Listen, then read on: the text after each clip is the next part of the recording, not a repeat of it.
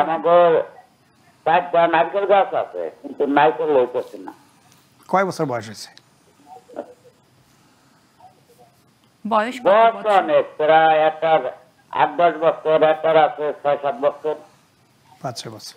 নারিকেল গাছের তো আমরা লাগিয়ে শেষ করেছি, এখানে আর কিন্তু আমরা কেউ পরিচর্যা করি না। এটা শুধু নারিকেল না, যে কোনো কৃষক ভাইদের বাড়ির আশপাশে যত ফলের গাছ থাকে এটা শুধু আমরা লাগাই, কিন্তু পরবর্তী যে পরিচর্যা সেই পরিচর্যা কিন্তু কেউ করি না। ওই গাছের যে একটা খাবার লাগবে সেটা কিন্তু আসলে আমরা কেউই চিন্তা করি না। তো এখন আসি যে ওই নারিকেল গাছে কী করতে হবে। এখন যেটা করতে হবে, নারিকেল গাছের গোড়া থেকে 1.5-2 ফুট দূরে চারদিকে 6 ইঞ্চি করে গর্ত করতে হবে কোদাল দিয়ে। 1 কোদাল করে গর্ত, কৃষক ভাইরা জানে এটা।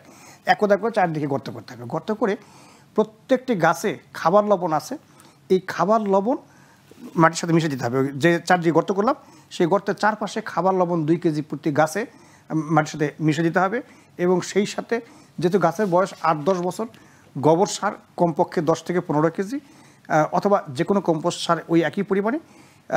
ইউরিয়া দিবে 750 gram, TSP 1 KG, MOP 1 KG, zinc sulphate এবং বোরিক অ্যাসিড দুটেই 30 গ্রাম করে।